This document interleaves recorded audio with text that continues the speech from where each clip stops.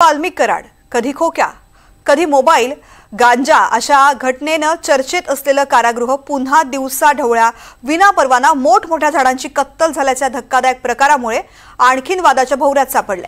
उपमुख्यमंत्री तथा बीडचे पालकमंत्री अजित पवार यांच्या माध्यमातून महिनाभरापूर्वीच जिल्ह्यात 30 लाख वृक्षांची लागवड करण्यात आलेली होती।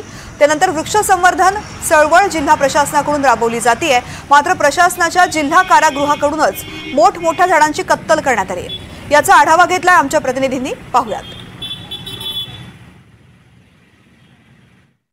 राज्याचे उपमुख्यमंत्री तथा बीड जिल्ह्याचे पालकमंत्री अजित पवार हे जिल्ह्यामध्ये वृक्ष संवर्धन चळवळ राबवत आहेत। मात्र मी सध्या बीड जिल्ह्याच्या कारागृहाच्या बाहेर उभा आहे।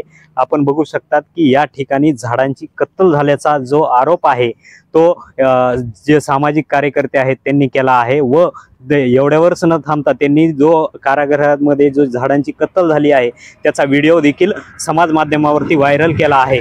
या संदर्भात कारागृह प्रशासनाची बाजू समजून घेत असताना त्यांच्याशी विचारणा केली असता ही जी झाडं होती ही जुनी झालेली झाडं होती। या झाडांच्या काही फांद्या ज्या आहेत ते काही पोलीस कर्मचारी असतील, अधिकारी असतील यांच्या अंगावर पडून ते जखमी झाले होते असं देखील कारागृह प्रशासनाच्या वतीने सांगण्यात आलं आहे।